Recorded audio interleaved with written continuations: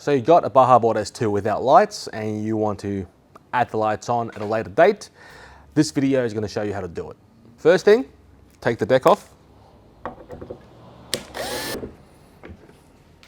So to kick things off, you will have 4 lights to speak of. You have the rear brake lights.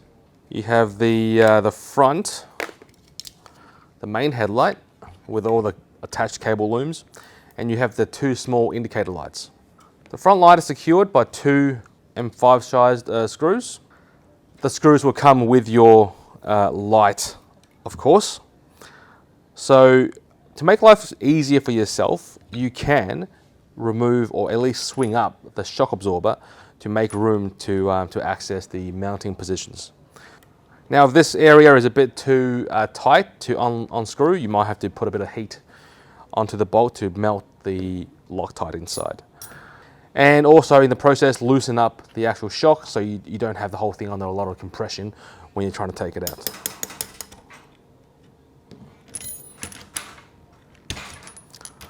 So we swing this away. So you can see these 2 holes here. It's what's used to hold the headlights.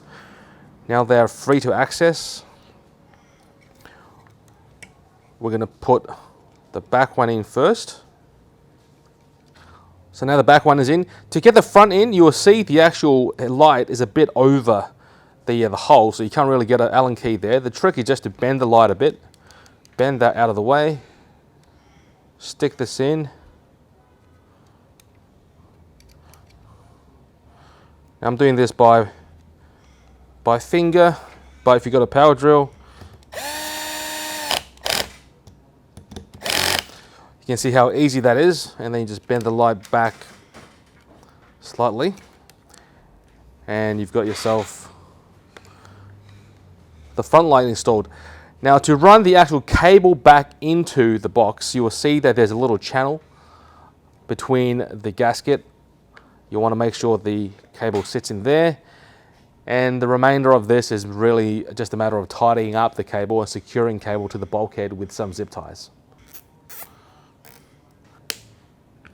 And now that's in, we reposition the shock absorber.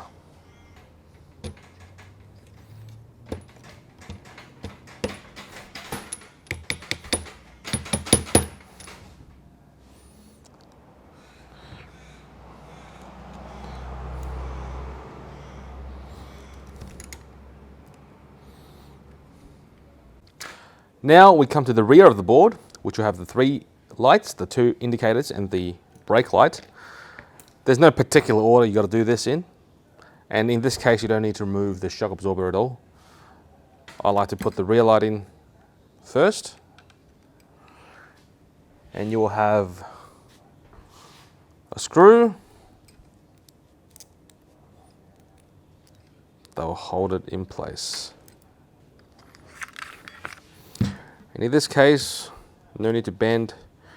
You can access that pretty easily with a regular Allen key.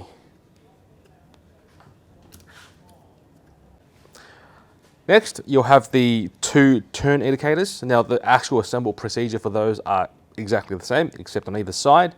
You are putting that through this particular hole between the green or the colored washer and the shoulder bolt. To do so, you will see that there is no connector housing on the end of these 2 connectors. You'll have to put that on after it goes through. If we have the connector beforehand, it will not go through the hole. Secondly, you will see that the indicator has I suppose you call this a nut, not really a nut, but it's a little thread piece. You've got to take this off because this goes on the other side of the plate in order to clasp the indicator.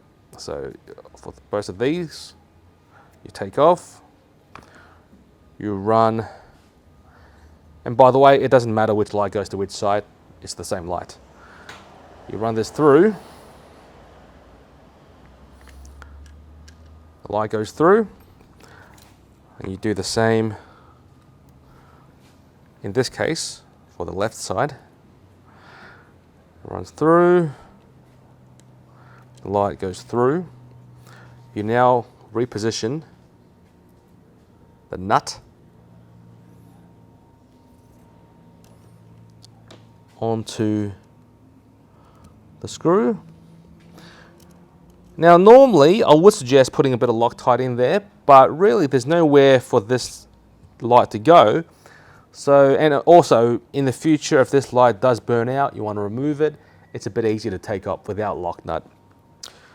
Now in this particular case at the rear, the most important thing you want to get right is the zip ties and the cable management, because you are going to be working yourself around the pulleys that's going to be spinning. So you must make sure they're out of the way of the pulley. So first thing first, we tie up on this beam the actual indicator, likewise on this side. Then the trickiest part is possibly getting a zip tie underneath here. You might have to use a help of a Allen key of sorts to get this thing up. And I like to place this under the shock absorber itself. So now you can see the cables are running around the pulley. Then you put it another one where the motors are. And again, all three cables should be running through the channel in between the actual gaskets. Once these are done, we can snip off all the excess. Now that everything is mechanically secured, we can plug in the connector. So to do so, to make sure you get them the right way around, just look at how the connector is plugged with the rear brake light and the actual front brake light, and copy that direction. Right, so that's the same color pattern, black on the left and red on the right as the rear, and the same goes for the other indicator.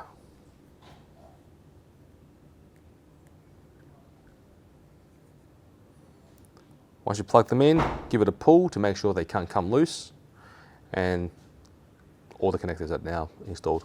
Now this next part is optional. It's more for your own satisfaction than anything else. We do have a cover here which covers up the cables running between the motors and motor controllers to the PCB. Now if you want to do things and make it look nice, you can remove these 4 screws, take off the motor plate, and run these 3 cables underneath, but it's not necessary. You can simply run them at the top and plug them in. Now with the connectors, this entire thing is obviously not fully connected up, so don't worry too much about that. But we have the front light, back light, left, right indicators. Front, back, left, right. The front and back is usually pretty easy. You run the cable through, you plug that in. The back should be the shortest cable in any case. The brake lights, back lights, you put that in. And with the indicators, you know, just plug them in one way or another, and then turn the board on, see which indicator is working on which control, which button. If they're right, then you've got it right. If they're wrong, just swap them around. Now with the actual running of the cables, the front cable, we like to run it down the side as a matter of good practice. If you want to run it down the middle as well, there's no real strict best, set way you have to run this. I mean, there's enough clearance that the cables won't be crushed anyway. And in terms of the rear, again, in this case, we have ran them within or under the cable cover here. If you're running on top of it, just run on top and plug them in. There's nothing too difficult about that. And the last thing is, before you close the deck, just make sure you turn the board on and double check that the lights are all operational and they're working correctly.